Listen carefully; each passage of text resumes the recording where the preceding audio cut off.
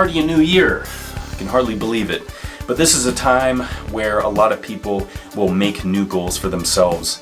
And I am no different. My goal is to try to put as much lean body mass on without gaining too much fat. Now this is a very popular goal, and we wanted to make this video because we've heard the question many times before, and that's why I want to kind of lay out what to do, what not to do, and some of the things to keep in mind if this is your particular goal. Typically, when you're on a bulking program, what you're going to do is jump on a scale to see your weight, and then as you see that weight progress, you know you're doing something right.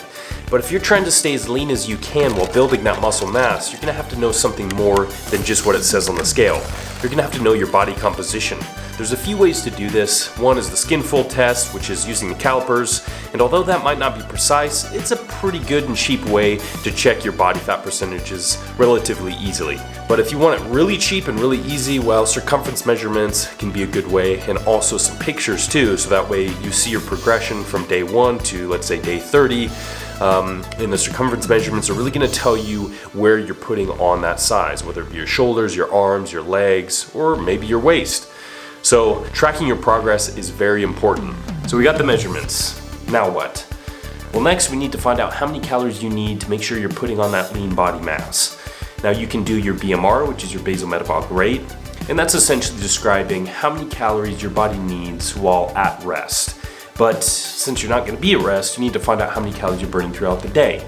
And that's the TDEE calculator, the total daily energy expenditure. Although it's not precise, it's a pretty good way to start to understand how many calories you need for maintenance. And of course, if you're trying to gain weight, you're going to have to go above maintenance. Usually we'll say about 500 calories a day above maintenance, which will bring you in the 3,500 calories in a total week, which will bring about a pound of body weight gain per week. Now that you have your total calories you need to eat per day, you're gonna have to figure out your macronutrient ratio.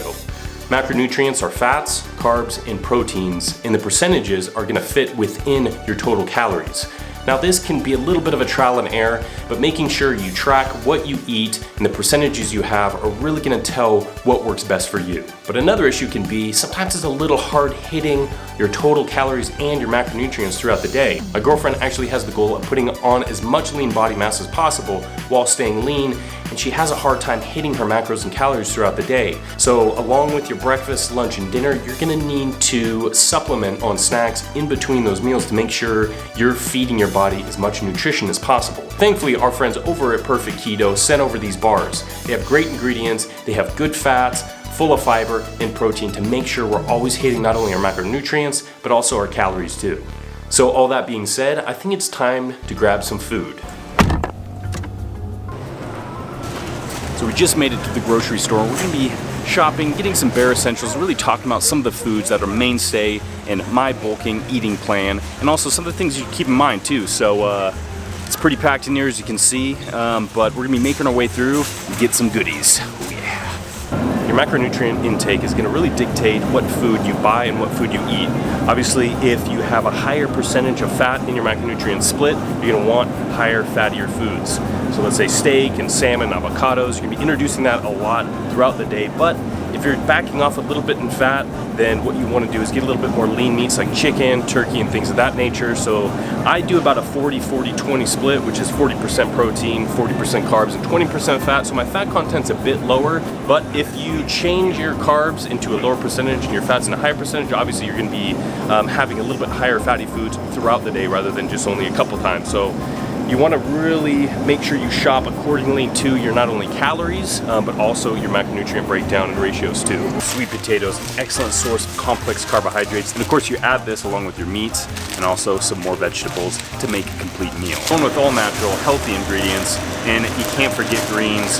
Packed full of fiber, but also calcium, iron, potassium, things of that nature. Get some fruit. It is packed full of antioxidants, micronutrients, and also fiber. And it's a nice treat every once in a while to have something a little sugary, but also natural too. We are in the meat section here, and as you can see, there's a lot available. You have ground beef, you have steak, you have pork, chicken, turkey, you know, and you have to really choose what works for you, what you like, but protein is an excellent way to help repair your muscles. It has a lot of amino acids in it, has creatine in it, has glutamine, things of that nature. So it's one that you want to really include if you're really trying to put a lot of size on. It's going to be in conjunction with your greens and, of course, your starchy carbs. We made it through the eggs, and eggs are an excellent source of protein, but also fats too. You can use them in many different recipes, many different ways, and you can just cook them up and eat them. You can hard boil them, and sometimes I like to just crack them in raw, right in a protein shake, just get a little bit of extra calories, protein, fats. I mean, I love these guys. Can't forget about milk. There's many ways to use it. I love it in protein shakes. You can do whole milk that has higher fats, a lot of calories. So if you're really trying to pack on the pounds and have those extra calories, whole milk can definitely be an easy way of doing that. Or you can do fat-free, so it lessens the fat. Of course, there's sugar in the milk from the lactose, and if you're lactose intolerant, there's always a good substitute of almond milk. But I love milk, I don't have a problem with it, so I always include it to get those extra calories, that deliciousness, and the protein. So also talking about milk products, there is cottage cheese, an excellent source of casein protein, which is a slower digesting protein. I usually like to have this at night right before bed. That way my body is supplied with amino acids as I sleep, and it is just delicious. Love this stuff. Always include this in my eating program for sure. Turkey bacon. Very low in fat, but very high in protein. So if you're trying to watch your fat content and up your protein content, well, this is a good way of doing it. Of course, you have a lot of fat from your whole eggs, so decrease the fat a little bit. You can go ahead and go with turkey bacon while increasing your protein. But if you're keeping your fat high, then regular bacon's fine. Now, a good rule of thumb is to keep it simple, and some of the simplicity that we like to stick with carbohydrates is oats, rice, potatoes or sweet potatoes, and also greens too. That way you're getting that complex carbohydrates, simple carbohydrates, and very fibrous carbohydrates from the greens, and really just all around meals on every meal. And that's gonna be very important because when you're eating that much, you want to make sure to keep it not only simple, but healthy as well. I remember stepping into a store similar to this when I first wanted to gain weight, and the first thing I went to was the ice cream aisle because I thought to myself, the more calories the better, doesn't matter where you get them. So I bought some ice cream, and I would have a couple bars a night, and I started putting on weight, and I was like, well, hell yeah, this is working. But one morning I woke up and I didn't like what I saw in the mirror, so I started to think to myself, well, maybe not all calories are built the same. So I started doing cardio, and then I adjusted my eating from there and my workouts, and that's when I started seeing the most out of it because I actually cared about what I was eating. So calories are important, but you want to make sure you're getting in them from the right places. I mean, there you go. You have protein, complex carbohydrates, constantly getting that influx of foods, and that's really when you get the most out of your foods, when you really do it yourself. And yes, it takes a little bit more time, but it's worth it in the end. Now, much like food, having a strategy when you're working out is a very important thing. You need to have a reason why you're going to the gym.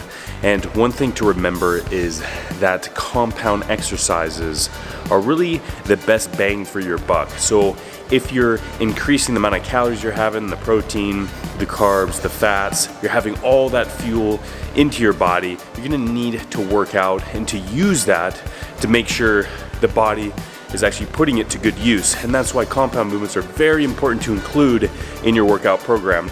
I remember coming to this very same gym in my early teens with the hopes of gaining as much muscle mass as possible. I would come in here day after day, just roaming around, doing bicep curls or leg extensions, pretty much anything I could do that felt good to me and that I thought was going to give me results. At the time, I didn't know what compound or isolation movements were, or really the benefits of either one.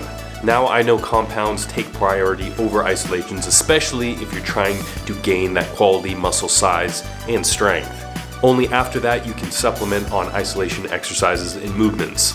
I would recommend, if you're a beginner, to start with big compound movements, full body, 3 days a week, much like a 5x5 program. As you progress and get more experience, you can move on to splitting up the body groups and starting to introduce isolation exercises into your program. As you become more experienced, you can start introducing more techniques into your training. You can either split up the body group throughout the week, chest and tris, back and bis, legs, things of that nature, and start introducing more techniques like pyramiding, drop setting, supersetting. You have to think to yourself, you're eating so much food, you want to make sure you're putting that food and nutrition to good use. If you go to the gym, hit it as hard as you can. Keep doing your cardio. There's no reason for you to be bulking and then back off on your training. You want to increase your training intensity as you bulk. That's going to make sure you put on that quality muscle size and keep the fat off. now it's time for recovery. You've put in all the work and now it's time to rest. And as you know, you don't grow during your workouts, you grow during your rest and recovery. Sometimes you'll want to introduce some myofascial release, some foam rolling to really try to massage out those tough spots and those sore spots to make sure you're getting the proper blood flow and nutrients inside the muscles so they can repair properly. Stretching can come into play as well. Also, hydration is very, very important, and of course, sleep. And that's exactly what I'm going to be doing. I just want to say a huge thank you to Perfect Keto for making this video possible, and also you guys too for always tuning in and supporting us. If you did like this video, let us know in the comments below, and as always, stay buff.